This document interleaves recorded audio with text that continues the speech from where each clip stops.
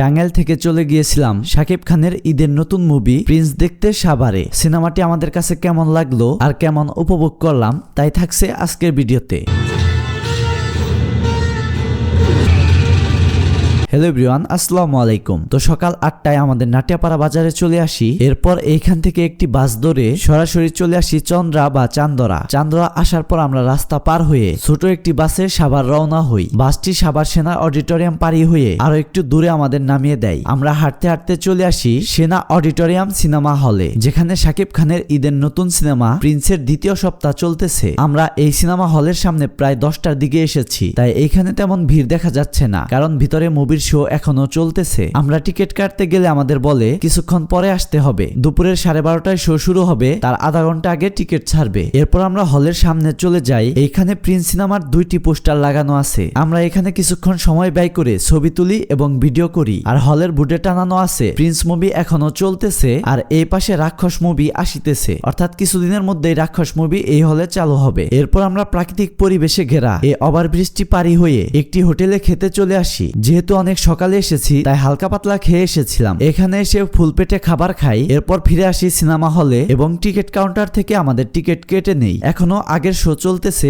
আরো 1 ঘন্টা বাকি রয়েছে, তাই আমরা হলের আশেপাশে এবং সামনে বসেই সময় কাটাতে থাকি। এর মধ্যেই ধীরে ধীরে দর্শক এবং কাপলরা চলে আসতেছে, আর দুপুরের শো দেখার জন্য সবাই টিকিট সংগ্রহ করতেছে। ঠিক 12টার দিকে আমরা ঢুকে পড়ি সিনেমা হলের দোতলায়, কারণ আমরা এখানে ডিসি টিকিট কেটেছি 200 টাকা দিয়ে। আমরা বসার পরও আরো অনেক দর্শক ধীরে ধীরে হলের ভিতরে ঢুকতেছে মুভি দেখার জন্য। এরপরই শুরু হয়ে যায় বহুল প্রতীক্ষিত প্রিন্স মুভি। সবাই মিলে ভালোই এনজয় করতেছিলাম। এই সিনে শাকিব খানের অভিনয় ছিল একদম কড়া।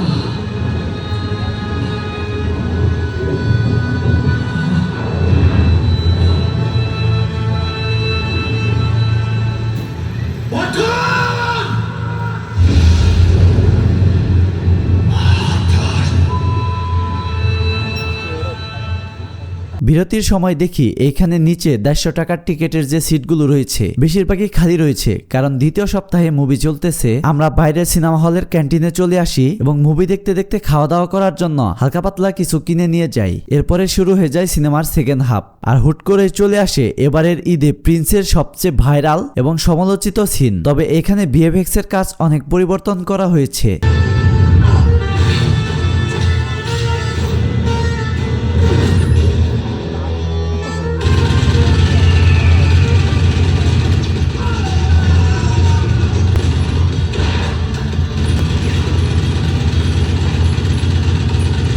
তো অবশেষে আমরা মুভি শেষ করে বের হয়ে পড়ি। অনেকেই বলতেছে প্রিন্স মুভিটি ভালো লাগেনি। আমার কাছে মোটামুটি ভালোই লেগেছে। অনেকে রিভিউ দিচ্ছে মুভিতে গল্প নেই, কারণ তারা সিনেপ্লেক্সে মুভি দেখে যে এখানে মুভি অনেক কেটে দেওয়া হয়েছে। তবে এখানে ফুল মুভি দেখে আমরা যেটা বুঝতে পারলাম, মুভিতে সুন্দর একটি গল্প রয়েছে যেখানে অনেক টুইস্ট রয়েছে। তবে হ্যাঁ, শাকিব খানের প্রিন্স মুভি বরবাদ, তুফান বা তাণ্ডব স্কেলের মতো এত বড় না বা এত পারফেক্ট একটি মুভি না। ওভারঅল আমার কাছে মোটামুটি ভালোই লেগেছে মুভিটি। মুভি দেখা শেষ করে আমরা চলে যাই সাভার জাতীয় স্মৃতিসৌধে, যেটা সৌন্দর্য নিয়ে ভিডিও বানালে অনেক বড় হয়ে যাবে, তাই নতুন করে আরো একটি ব্লগ আসবে স্মৃতিসৌধ নিয়ে। তো এই ছিল আমার আজকের ভিডিওটি যদি ভালো লেগে থাকে অবশ্যই লাইক, কমেন্ট এবং বেশি বেশি শেয়ার করবেন। ধন্যবাদ।